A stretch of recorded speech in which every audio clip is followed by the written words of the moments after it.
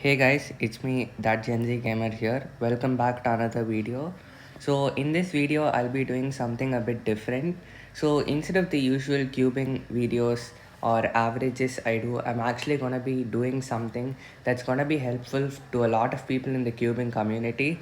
So I'm gonna teach you how to set up CSTimer the most ideal way. That is, this way might not suit everyone, but this is personally the way I feel looks very modern and looks very futuristic. So without any further ado, let's just get started. So first, I'm going to teach you the basics of what CSTimer functions are. So this the bar on the top which says u prime f u2 b prime is that's basically just a scramble, and we have the timer at the center, and we have the session list and the solves list on the left hand side, and we also have a bunch of options on the top like the settings icon and the export icon and this scramble icon. But what we're going to be focusing on in this video is just making CSTimer more usable and more user friendly basically. So we're first gonna look at a few settings. We're gonna go on each kind of menu item and go over each separate one and the settings that I use. So first, for global, I actually like the milliseconds being displayed.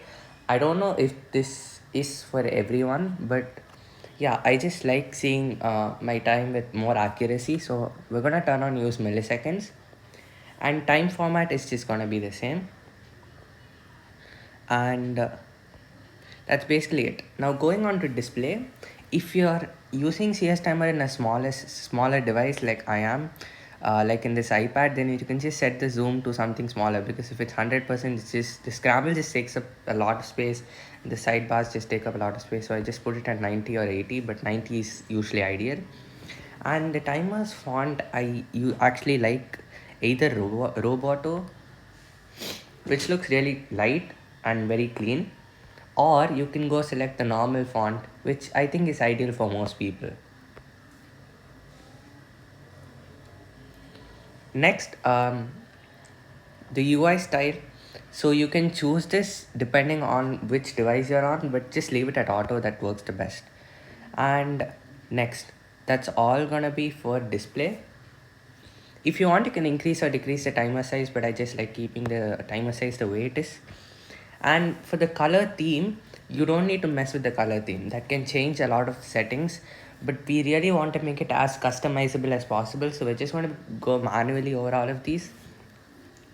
So first is font color. So this color menu might look different depending on whether you're on an Android or on a Windows or on a Mac. So depending on that, just choose the color which is nearest to the one I choose here. So for the font color, I just like it to be like exactly white, something like this. It might look bad right now, but we'll fix it later. And for the background color, I don't like it being exactly black, but something close to black. Like this is too gray. So if we just click OK, I mean, it's fine, but still. So I would choose something like this. And for the board color, it's just gonna be the same thing but darker. So let's see how this looks. So this looks good. Then yeah, and one more thing I forgot on the display section is the UI design. So I generally like it to be in material design without the shadows, because it removes these white lines which are kind of annoying. And then moving back to the color section, the next thing is the button color. So I like the button colors to be somewhat like not exactly white but a bit off white. It looks good. And for the link, just make it the same, a bit off white.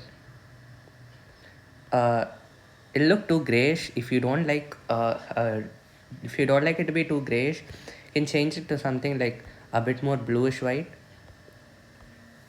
Logo color, again, I like it to be white or something like light blue. That also looks nice.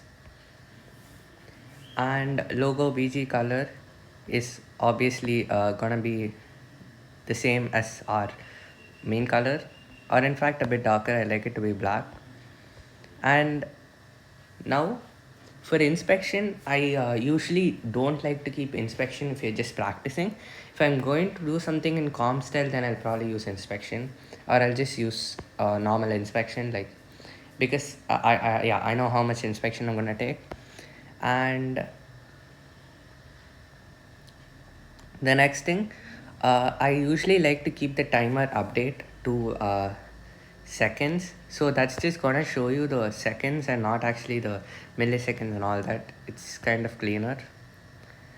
And you can change this time of keeping space down seconds. If you think you don't want to keep it for 0.3 seconds, then you can just reduce it, but I think the original one is fine. And yeah, that's basically it.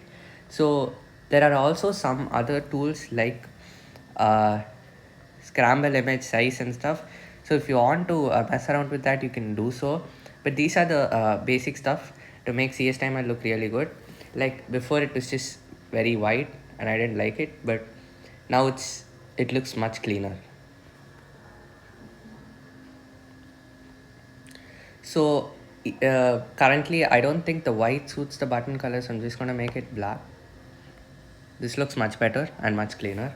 So that's it for this video. It's just a short video to share my CSTimer setup with you guys. So yeah, see you.